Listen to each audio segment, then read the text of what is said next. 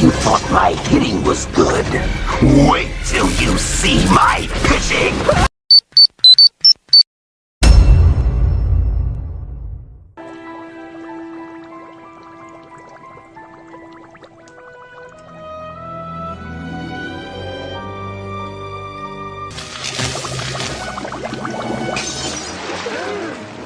Out of all the things the Phantom Virus does in this movie, making that beaker explode is probably the most unbelievable.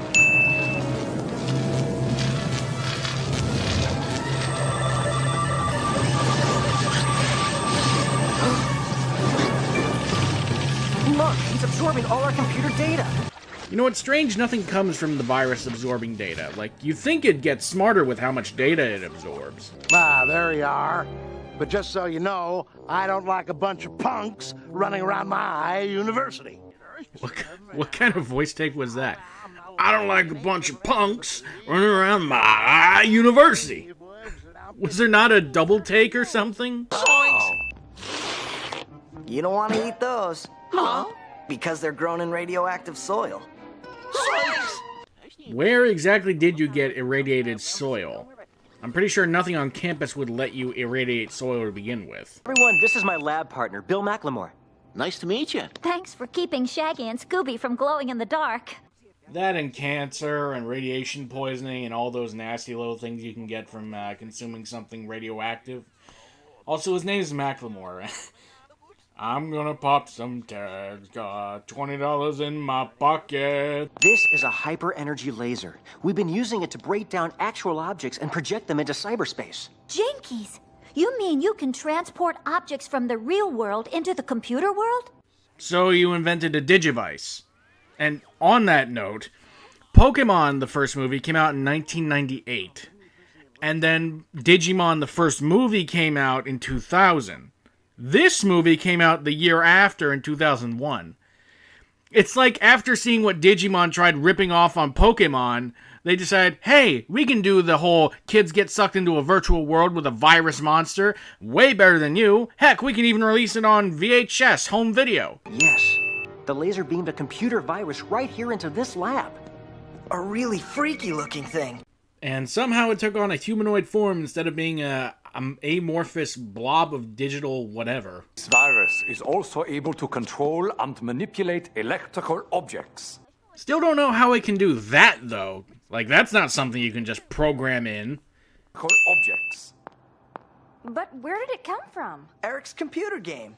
How did you come to that conclusion? You were troubleshooting the laser when you found an error. That error turned out to be the Phantom Virus, and it used the laser to materialize itself in the real world.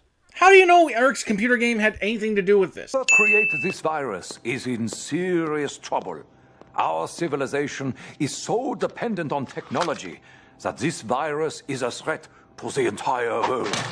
Meaning, despite the good intentions behind this laser, it'll never be allowed to be with anyone because they can make an army of viruses that can disrupt the entire world.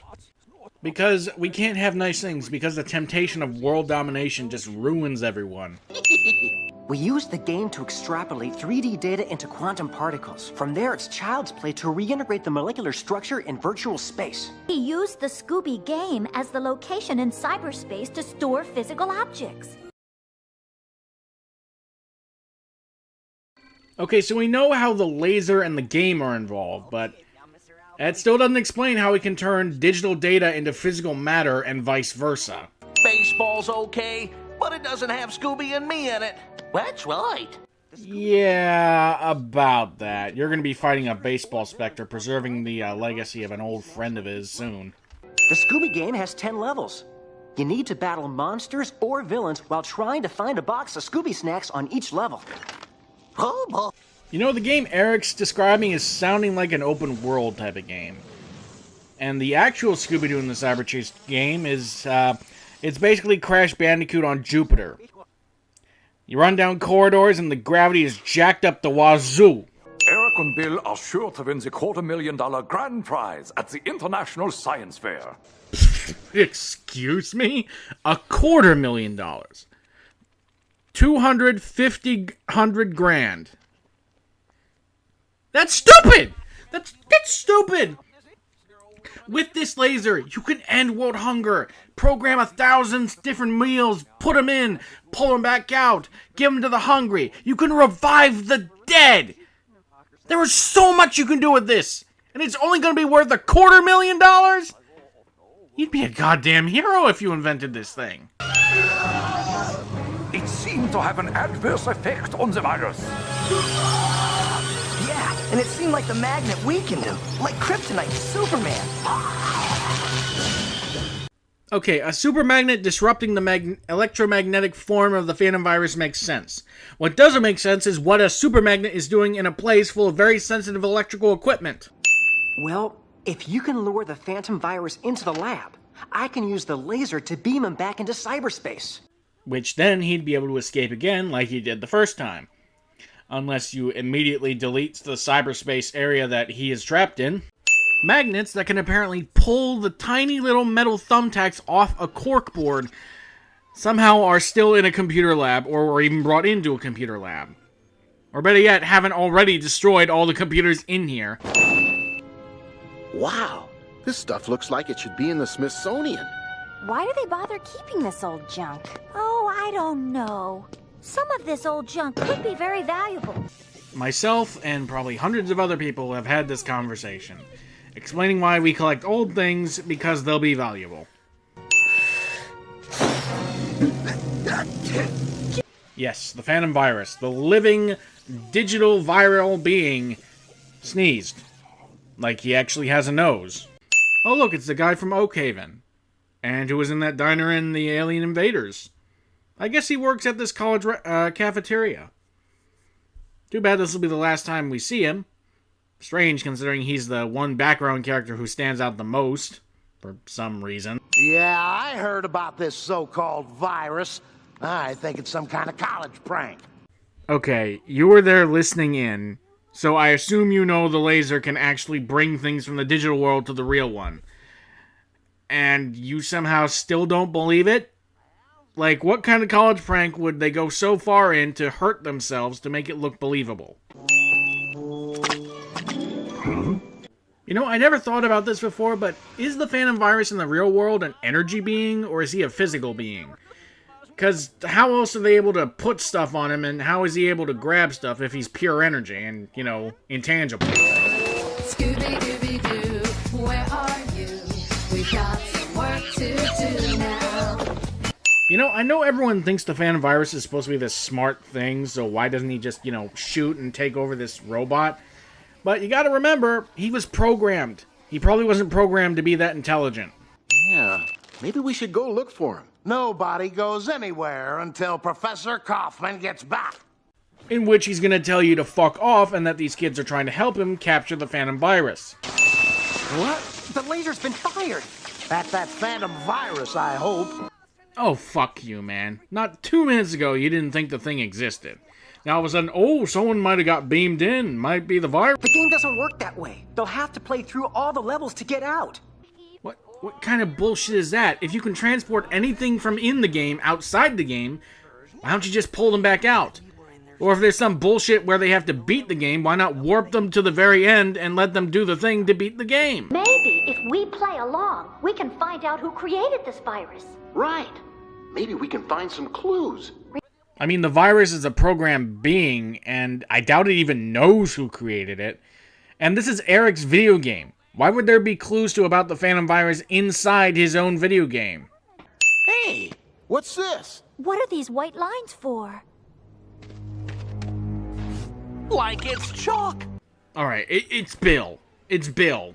Like, it's so obvious it's Bill. I let the first thing go because I thought, hey, maybe that's just something everyone else says, but why is there a chalk outline of a baseball diamond in Eric's game? And if it's the Phantom Virus doing it, why would Bill program it to do that? Look, this is your game. Give them extra stuff. Go into, like, free creator mode or whatever and put stuff to help them get along quicker. Why are you just sitting here doing nothing? Not me. It looks like a volcano. I wonder if it means anything. You see, Eric could have very well have put textured hints on the walls of the game area where they are to give him a clue where the Scooby snacks are. After all, he did make the game. I think we're safe. The T-Rex is built for running, not climbing. Safe. You got gnashing, snarling teeth below you, and rivers of ooey gooey molten rock dripping down from above. You are far from safe. You're pretty much in a pincer move right now.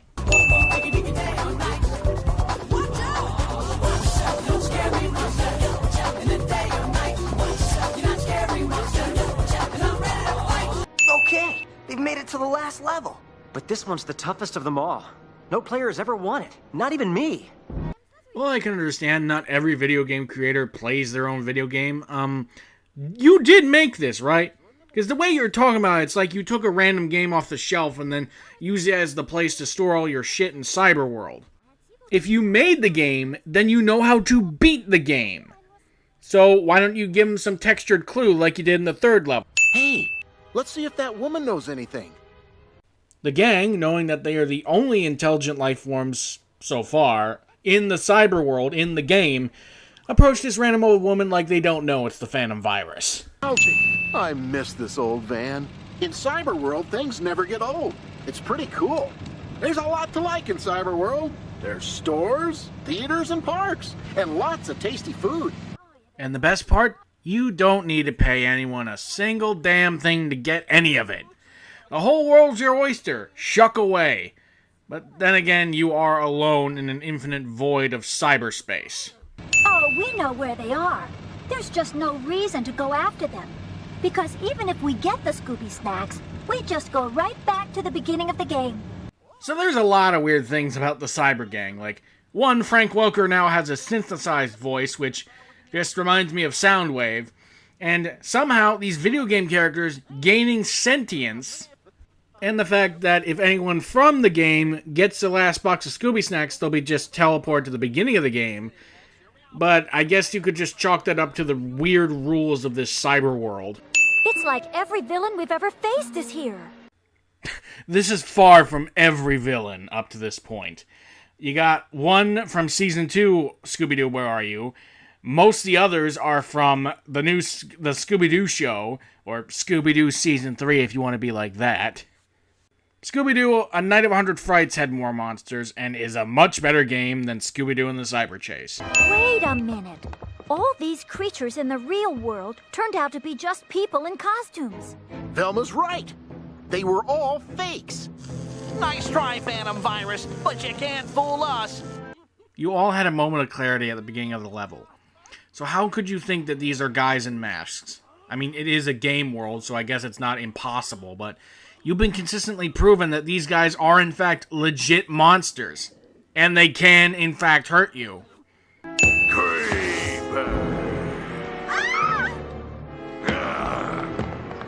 There is something that can be said about a guy calling himself the Creeper going after the girls of the group.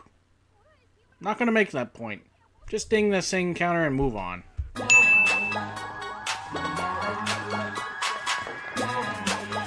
There's a lot of stuff in this movie that you could easily chalk up to, oh, it's just the physics and the reality of this cyber world. But phosphorus on a stick basically turning into a incendiary grenade? That ain't how phosphorus works. Pouring steaming hot popcorn directly into your mouth. Soda fountain hoses that are so highly pressurized they can push back someone. Somehow a big massive tar doesn't destroy this cotton candy machine but makes it go faster. Yeah, I guess I was too busy being scared. What's wrong with Cyber Shag? Okay, so a super magnet can obviously interfere with the existence of cyber beings, like the Phantom Virus gets dissipated, the Cyber Gang get put into stasis. And yet somehow an inch of fabric in Shaggy's pants is keeping the magnet from distorting reality all around him. This is a cyber world, therefore it should be affected by the magnet just as much as the cyber people in it. It's working! Scooby, go grab the snacks! Well, okay. You damn mutt, you don't need to be sneaky, just walk up and grab it!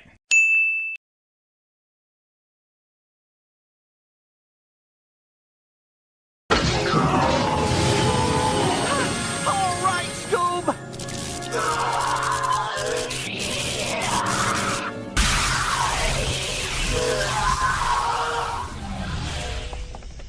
Not sure how beating the game erased the Phantom virus from existence, but hey, a win's a win.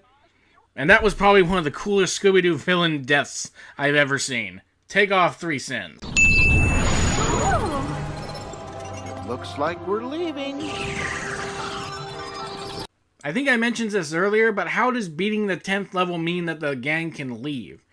I mean, he could probably just beam them out of any level, and yeah, this doesn't make sense. Fuck it, 5 cents. But you didn't pick my project. What's that supposed to mean? Professor Kaufman chose your video design over mine, even though I've been here 2 years longer. Students are all equal, Bill. Are you kidding me? Are you kidding me? You helped invent a laser that can end so many world problems. And granted, it can create a lot of them, one of which you've proven. And you threw this fit because your professor chose your friend's video design over yours. You are a fucking idiot, Bill. A woolly mammoth literally blows its nose into Velma's face. Trying to tame those woolly mammoths was like a prehistoric rodeo. This raises so many questions about how their world works or what stance this movie has in their universe, but my head hurts just thinking about it, so just add 20 cents. We interrupt these behind the scenes on Scooby-Doo and the Cyber Chase to bring you Captain America. Your turn, Scoob. What was your favorite part of Scooby-Doo and the Cyber Chase? A racer. Like I got it.